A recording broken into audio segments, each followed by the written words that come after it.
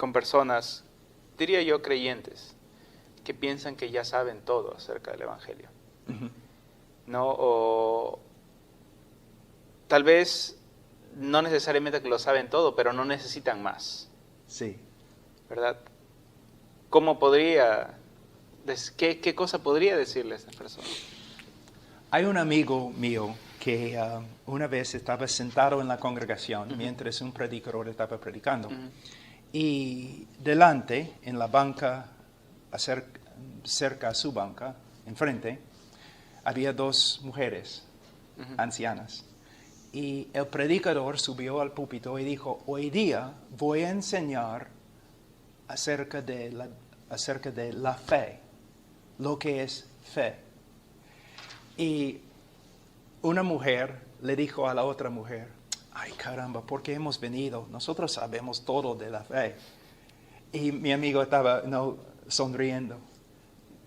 Sabemos cosas, pero aún el más experto ni ha empezado a saber lo que debe saber. Con respecto al Evangelio, mira,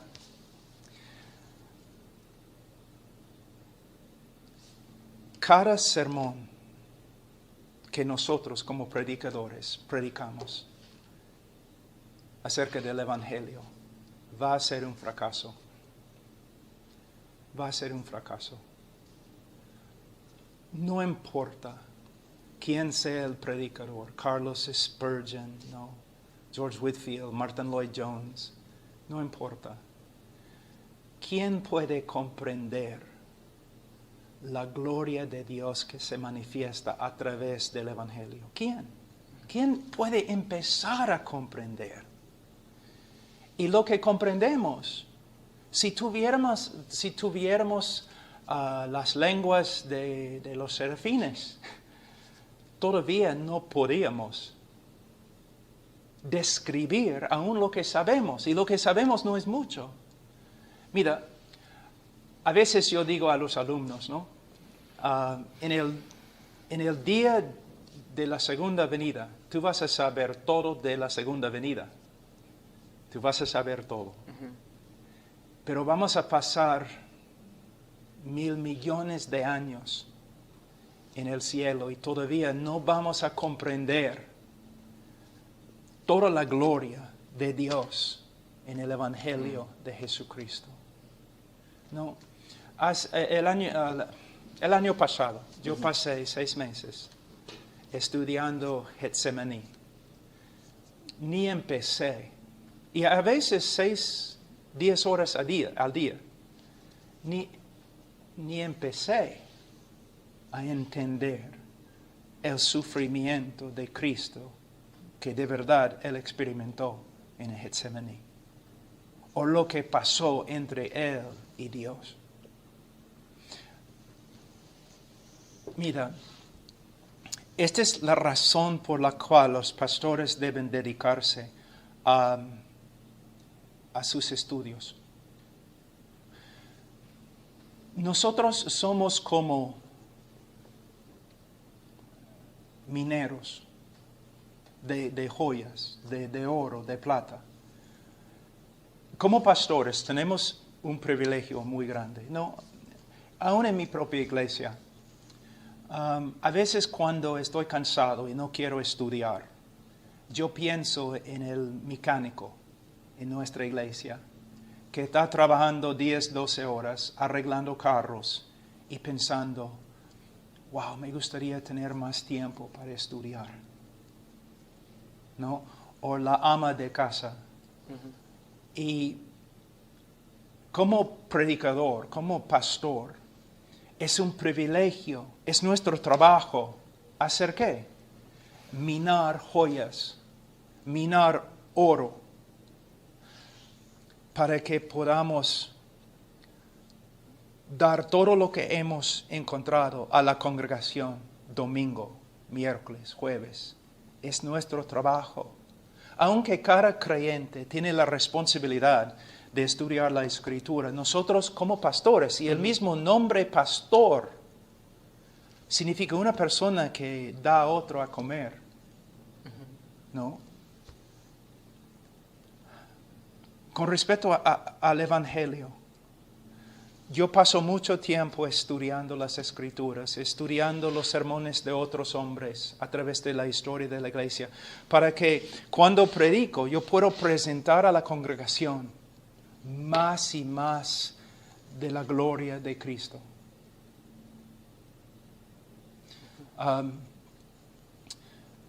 Habiendo dicho eso, necesito decir otra cosa que es importante. Porque yo he visto a algunos jóvenes que han entrado en un error peligroso. Aunque el Evangelio, su gloria y las verdades del Evangelio son infinitas.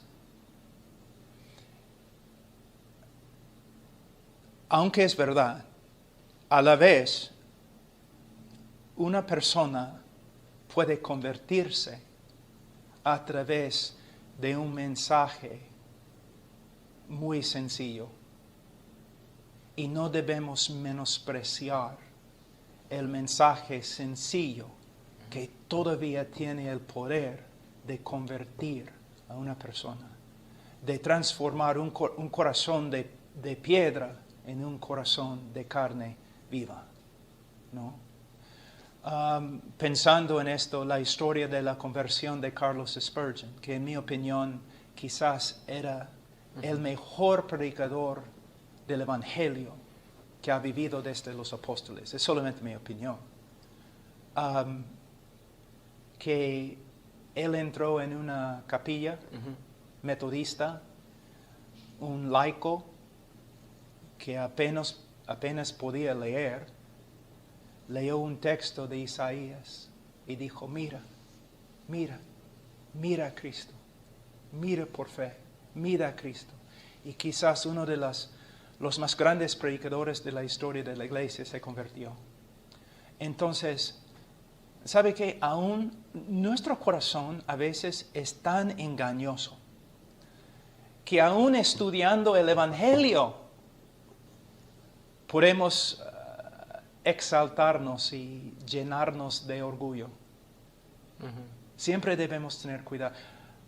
Cuando un joven dice, pero yo sé más del Evangelio que tú, demuestra que ni entiende el Evangelio. ¿Me entiendes? O cuando un joven menosprecia a un pastor, vamos a decir, de la sierra o de la montaña, de la selva, o un pastor de un pueblo joven que no ha tenido una educación ni nada, pero lo que él predica es fiel. Cuando un joven menosprecia un ministerio así, significa que el joven es un joven inmaduro y que no entiende el poder del Evangelio. Yo recuerdo cuando me convertí que aunque yo pensé en mi pecado y yo me arrepentí, pero lo que me agarró era solamente Dios me ama. El chico me había dicho, oye, Dios te ama, Cristo murió por ti. Yo era un gran pecador. El mensaje que el joven me predicó no era un discurso teológico.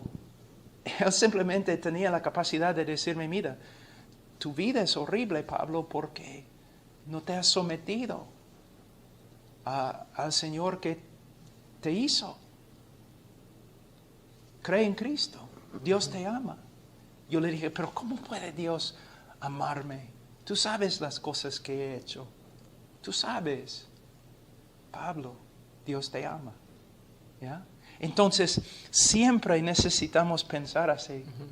No, si de verdad estamos creciendo en nuestro conocimiento del Evangelio, vamos a estar creciendo a la vez en humildad y en amor por los otros hermanos. Qué bueno escuchar esas palabras, porque muchas veces estamos tentados a decir precisamente eso, a darles un discurso. Y a veces no, ya al principio te miran con ojos de, wow, esto es interesante, pero después de un rato dices, ¿a qué hora acaba, no? Sí. Pero lo que tú mencionaste, por ejemplo, y yo quiero ir al extremo. En tu caso, funcionó bien. Sí. Cuando este hermano vino a ti y te dijo, Dios te ama. Ajá. Pero hay muchas personas a la vez que resumen su predicación a, Sí. ¿sabes qué? Dios te ama. Sí. Y dejan lo demás, ¿verdad? Sí, es un peligro. Necesitamos contar. Por ejemplo, si yo vengo hoy día y yo te digo, caramba, Cristian, mi esposa se enojó conmigo, me habló fuerte, y solamente te digo esa parte de la historia. Quizás tú vas a pensar, ay, pobre Pablo, ¿no? Porque yo no te he contado lo que yo he hecho para que ella respondiera así. ¿Me entiendes? Yo tengo que contar toda la historia. Yo puedo ir a cualquier persona en este mundo y decirle, Dios ha manifestado su amor y misericordia a ti. Hay una forma en que puedo decir, Dios te ama y ha mostrado su amor. Y puedo darle una lista muy larga de las bendiciones que Dios le ha dado. Pero a la vez yo tengo que decirle, no solamente Juan 3:16, pero todos los versículos que se encuentran alrededor de Juan 3:16, que hablan de la ira de Dios, que descansa sobre la persona que no cree por causa de su pecado. Y si el hombre continúa en esta condición, un día va a experimentar la ira de Dios eternamente en el infierno. Yo tengo que contar toda la historia. Vamos a decir que, bueno, voy a usar un ejemplo muy fuerte. Yo me acerco a un hombre en la cárcel que ha cometido pedofilia. Y yo le digo, ¿sabe qué? Dios te ama. Dios te ama. Y nada más. Nada más. Y él sale pensando, wow, Dios me ama. Qué bien, Dios me ama. Yo no he contado toda la historia. Yo tengo que decirle, mira, Dios te ama. Dios ha mostrado su amor hacia ti. Yo puedo llevarle a un montón de textos que hablan de la misericordia de Dios con respecto al pecador. Yo puedo decirle, Dios te ama, Dios te ha mostrado misericordia. Pero hombre, tú has pecado. Y has pecado gravemente, haciendo daño a muchas personas. Y Dios ha mostrado su amor hacia el mundo por medio de enviar a su Hijo Jesucristo. Y si tú te arrepientes y confías en Cristo, serás salvo.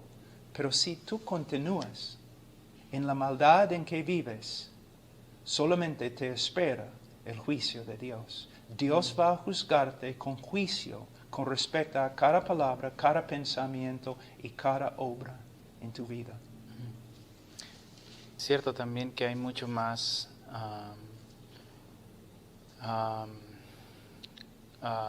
olvidé la palabra en español, no me había pasado eso. Warnings. ¿Advertencias? Advertencias. Mira quién es el experto acá, el gringo ya. Existen más advertencias con respecto a esto, ¿no? Al juicio, a la ira de Dios, que Dios diciendo algo así como Juan 3:16, ¿no? Que Dios ama al mundo, ¿no? Entonces es como para tomarlo realmente en serio, ¿no? Sí, y mira, de nuevo, siempre regresamos a la misma cosa. Equilibrio, un balance bíblico en nuestra vida, un equilibrio bíblico. Es cierto que debemos predicar acerca del amor de Dios y también acerca de la justicia de Dios y la ira de Dios, es cierto. Pero necesitamos tener cuidado con respecto a nuestra actitud como predicadores cuando predicamos sobre estas cosas. Es horrible cuando un predicador tiene que ver un video de sí mismo predicando. Y a veces yo he visto prédicas que yo prediqué cuando yo era más joven. Lo que yo pensaba era pasión. Cuando yo lo vi en el video, yo mismo pensaba, no pasión, sino enojo. Enojo. Y hay lugar para enojo en la predicación. Jesús se enojó.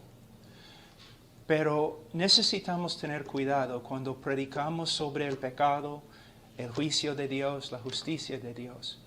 Las personas deben ver en nosotros quebrantamiento y un amor sincero. Aunque tenemos que hablar de una forma directa y aunque tenemos que hablar de una forma muy fuerte, nuestras palabras y nuestro gesto y nuestras emociones deben comunicar amor, amor y una preocupación verdadera, sincera.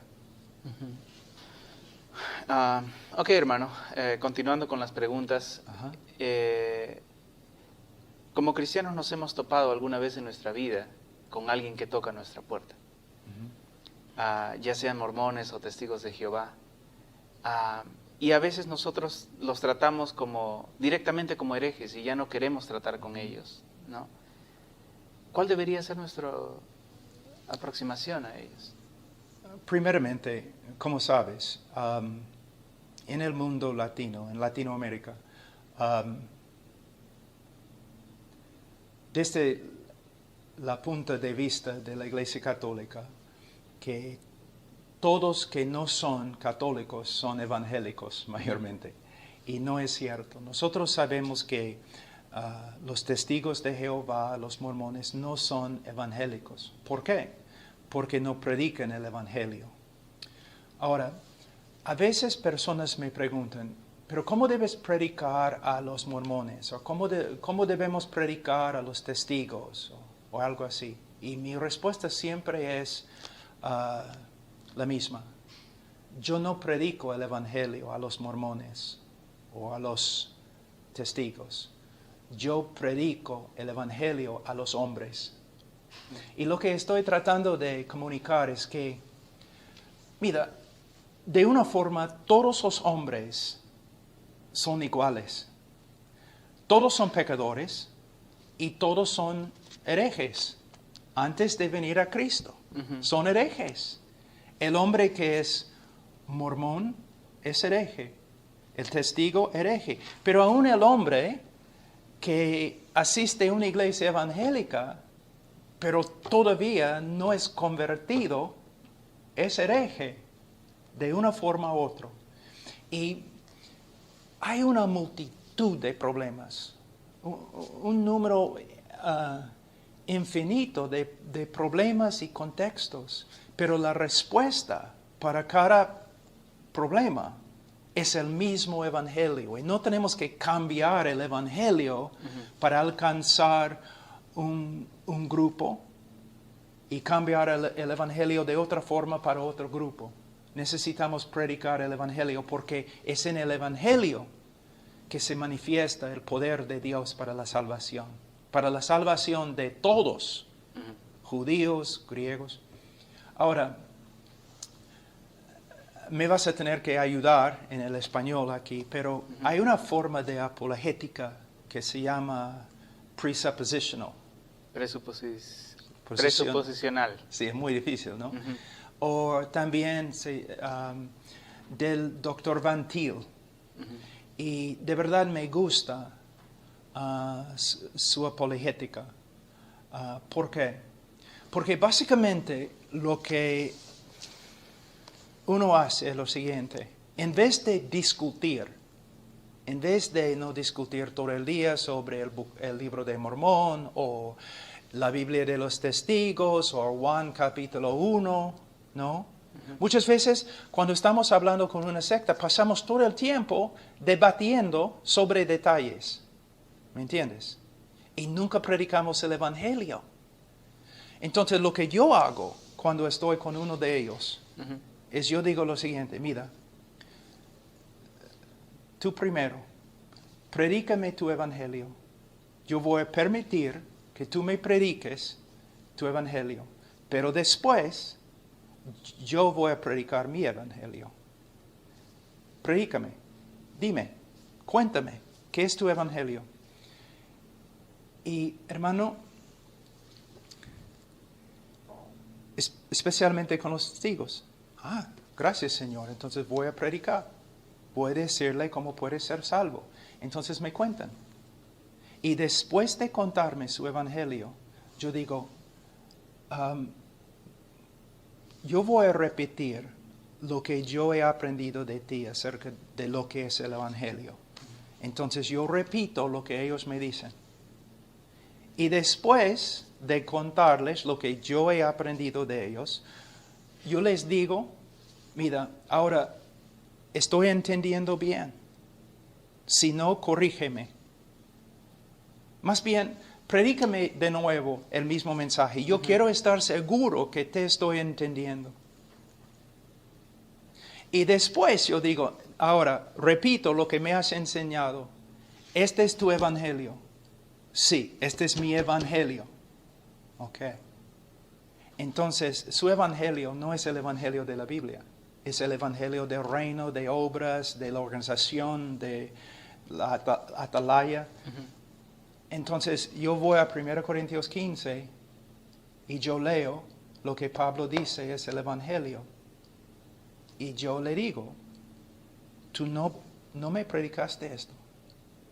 Este es el Evangelio que Pablo predicó y tú no me predicaste esto. Tú lo sabes, porque yo pedí 2 veces que tú predicaras el Evangelio a mí. Y yo, además, yo repetí tu Evangelio y tú me dijiste que yo entendiste bien, pero tú no predicaste esto. Y voy a Gálatas capítulo 1. Dice, tú estás predicando otro Evangelio y estás bajo una maldición. Ahora, yo te voy a predicar mi Evangelio, el Evangelio de las Escrituras. Y yo predico. En vez de discutir todo el día sobre el fundador de los mormones o el fundador de la atalaya, ellos han predicado su Evangelio y yo he mostrado con la Escritura que no es el Evangelio de la Biblia y yo he predicado mi Evangelio a ellos. La meta no es ganar pequeños puntos con respecto a detalles. La meta es predicar el Evangelio. Porque el Evangelio es la espada que el Espíritu Santo usa para convertir a cualquier tipo de hombre